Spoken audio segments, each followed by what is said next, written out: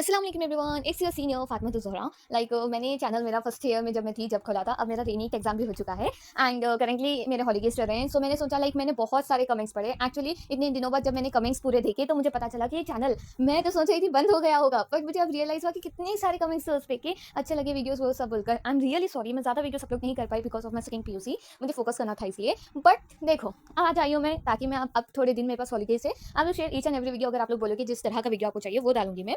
And honestly speaking, देखो पूरे 10th में एक सबसे बड़ी प्रॉब्लम रहती है, स्पेशली मुस्लिम के बच्चे हो या कोई भी बच्चे हो, लेकिन उनके लिए सबसे बड़ी प्रॉब्लम ये रहती है कन्नड़ा। कन्नड़ा कैसे पढ़ें, क्या नहीं, कुछ समझ नहीं आता।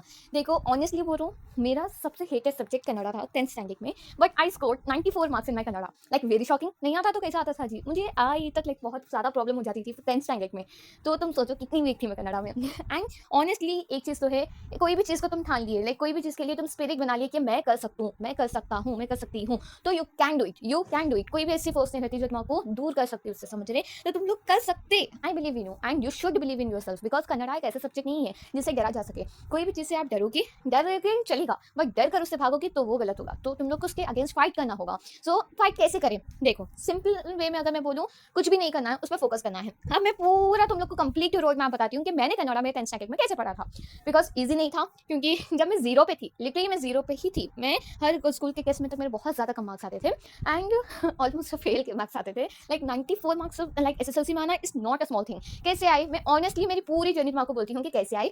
अगर तुम लोग ने ये 10 मिनट या 5 मिनट मुझे दे दिए तो मैं रियली बोलूँ बहुत ज़्यादा ज़्यादा ज़्यादा हेल्प होता तुम लोग को। बिकॉज इसके जैसा ऑनेस्ट और इसके तरह एक रियल एक्सपीरियंस वाली वाइब तुम्हें कहीं भी नहीं मिलेगी, रियली बोल रहा हूँ। तो चलो मैं तुम लोग को कंप्लीटली बताती हूँ कि हुआ क्या था और कैसे मैंने मेरा 10th का पढ़ा था कन्नड़ा। चलो सबसे पहले एक चीज़ बताऊंगी मैं, सब बच्चों के दिमाग में क्या रहता है, जो भी चीज़ हमारी वीक है उसके लिए हम ट्यूशन क्लासेस लेंगे। सबसे बड़ा क्या बोलते हैं मिसकंसेप्शन है वो आप लोग का। Because tuition is not a single solution, you have to dedicate your time towards studies. Tuition जब भी लेते हो तुम लोग, उसके लिए तुम्हारे पास टाइम बचता ही नहीं घर पे बैठ के पढ़ने के लिए। एंड रियली मैंने फर्स्ट ईयर हो, सेकंड ईयर हो, 10th हो, फर्स्ट स्टैंडर्ड से लेकर कभी ट्यूशन क्लासेस नहीं लिए अल्हम्दुलिल्लाह। And in second PUC I got 94% without tuition. So you can imagine के बिना ट्यूशन भी हो सकता, क्योंकि इस वक्त सबके दिमाग में लूप फंसा हुआ रहता है कि हमें ट्यूशन लेने से ही मार्क्स आएंगे। नहीं आएंगे, तुम्हारी सेल्फ स्टडी से आएंगे। कन्नड़ा कैसे पढ़ना है बोले तो, कन्नड़ा मैं कैसे पढ़ती थी, मेरी जो टेक्स्ट बुक थी उस पर मैंने इतना डेडिकेट किया था टाइम के, हर एक कन्नड़ा वर्ड के ऊपर मैं कन्नड़ा हिंदी में कन्वर्ट, हिंदी या फिर इंग्लिश आप जिसमें कंफर्टेबल हो वो कन्वर्ट करके लिखती थी ताकि वो वर्ड मुझे समझ में आए। सबसे पहले मैं क्या करती थी, हमेशा पोयम, कविताएं, वो जो सारा जो छोटा पार्ट होता है जो पोएट्री वगैरह थी, फर्स्ट वो पढ़ती थी। वो उसमें क्या पढ़ना रहता है, सबसे पहले कवि परिचय पढ़ना रहता है। सबसे पहले तो आपको क्वेश्चन पेपर पैटर्न जो रहता है वो डिकोड करना पड़ेगा, क्योंकि उससे आपको पता चलेगा कि ठीक है इतने मार्क्स का आएगा।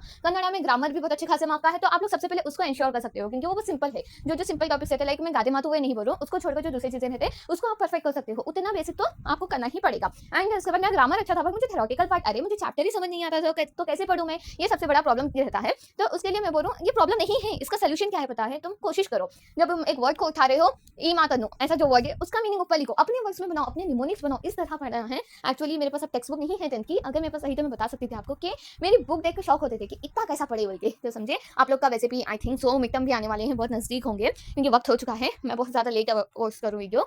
तो देखो जब आपके मिड टर्म आने वाले हैं ना, क्या करो, जो topics half of the syllabus आपका रहेगा मिड टर्म में, तो आप ऐसा मत करो कि मिड टर्म में मार्क्स लाना है, पहले तो दिमाग से निकाल दो ये जो स्कूल के मार्क्स रहते हैं वो मैटर करते, बिल्कुल ये मैटर नहीं करते। आप लोग को ये मार्क्स से कॉन्फिडेंट होकर, मोटिवेशन लेकर आप लोग को बोर्ड एग्जाम में अच्छा करना है, because that is the final goal जो हमें अचीव करना है। उसके लिए हर एक वर्ड के ऊपर मैं बोलूँ ना, हर एक वर्ड के ऊपर लिख कर पढ़ो। सबसे पहले ग्रामर खत्म करना है आपको दूसरे सेशन से, एंड उसके बाद आपको क्या करना है, आपको चैप्टर वाइज अच्छे से पढ़ना है, कोशिश करना है हर एक वर्ड आपको दिन में। अब आपके पास दूसरा काम भी क्या है, देखो तुम्हारा गोल क्या है, हमको बोर्ड एग्जाम में अच्छे मार्क्स लाना है, तो वो गोल के पीछे भागो ना, क्यों दूसरे कामों में लगना। तो पूरा दिन आपको स्टडीज को ही देना है वैसे तो दूसरे सब्जेक्ट पढ़ो, बट वो तुम्हें आते हैं तो तुम क्या करो, कन्नड़ा को स्पेशली 4 घंटे या 5 घंटे दो। मैं सही बोलूँ, मैं दिन भर में कन्नड़ा ही पढ़ती थी एक्चुअली, दूसरे सब्जेक्ट में रात में पढ़ती थी। तो सुबह जो दिन भर तुम कन्नड़ा ही पढ़ो, उसे कोशिश करो कि इतना परफेक्ट करो कि नेक्स्ट टाइम वो एक वर्ड मुझे नेक्स्ट टाइम कभी भी पूछो आना बोलने के लिए, समझे, वैसे पढ़ना है उसको। मैं हमेशा एक चीज़ बोलूँगी, सबसे पहले खुद के ऊपर कॉन्फिडेंट रहो कि मुझे आता। मैं अगर 2 वर्ड भी सीखी मुझे आता वो, ठीक है। अब मैं देखो मेरे पास रियली कोई बुक्स नहीं है, नहीं तो मैं खुद बैठ कर पढ़ाती थी। एंड तो सिर्फ और दिमाग से निकाल दो, देखो दिमाग में याद रख लो कि तुम्हें कन्नड़ा 10th तक ही पढ़ना है, उसके बाद तुमको कन्नड़ा पढ़ने की ज़रूरत भी नहीं है। तो याद रखो कि जो भी चीज़ आखिरी बार करते हैं ना, शिद्दत से कर देना रहता। अब लास्ट टाइम कर रहे तो इतना परफेक्शनिस्ट होना कि करके दिखाना। और मेरे पास ऐसा नहीं कि यूट्यूब पे मैंने कुछ भी नहीं डाला है, कन्नड़ा के जो इंपॉर्टेंट गाधे मातु गए थे सब डाला है मैंने। वो चीज़ें फॉलो करो, वो चीज़ें फॉलो कर पढ़ो। एंड मेरे पास एक्चुअली क्वेश्चन पेपर है, हो सके तो मैं उसकी पीडीएफ बनाकर अपलोड करूंगी। वो फॉलो करो, हर एक जगह से क्वेश्चन पेपर मिले। और एक चीज, मेन चीज ये है, एसएसएलसी में कन्नड़ा के फिक्स क्वेश्चन ही पूछते, डेफिनेटली 1,00,000% फिक्स क्वेश्चन ही आते तुम्हारे एसएसएलसी में, लिख कर ले लो। पूरा 80 मार्क का ना, 80 मार्क का जो पेपर रहता वहीं से आता, इतनी गारंटी मैं देती हूँ तुम लोग को। और मैं क्या करूंगी, एक वीडियो बनाऊंगी जिससे चैप्टर वाइज इंपॉर्टेंट क्वेश्चन दूंगी, तो सिर्फ वो फॉलो करो, वो भी काफी है।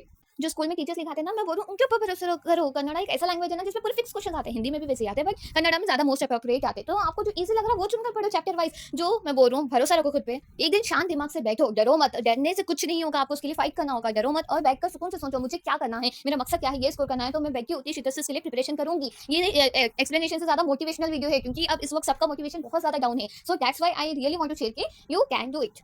आप लोग सोचो एक दिमाग से कि मैं जीरो पे रहने के बावजूद 94 मार्क्स कैसे लाए, because it can be achievable, it is achievable गोल, तो तुम लोग कर सकते।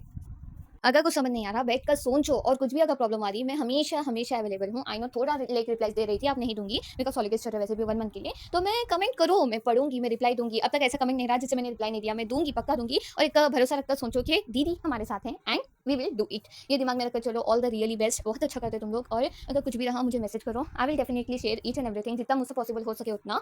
एंड ऐसे ही जितने 10 बच्चे भी देखे ना, उन्हें भी फॉलो करें, मेरे लिए काफी है। ठीक है, अल्लाह हाफिज़, all the very best, you can do it. Nothing is impossible. जो तुम लोग नहीं कर सकते, ऐसा कुछ भी नहीं बना है अब तक। तुम लोग कर सकते, इसलिए ही तो तुम लोग यहाँ तक पहुंचे, वरना नहीं पहुंचते थे, समझे। You are a warrior and you will definitely build a kingdom.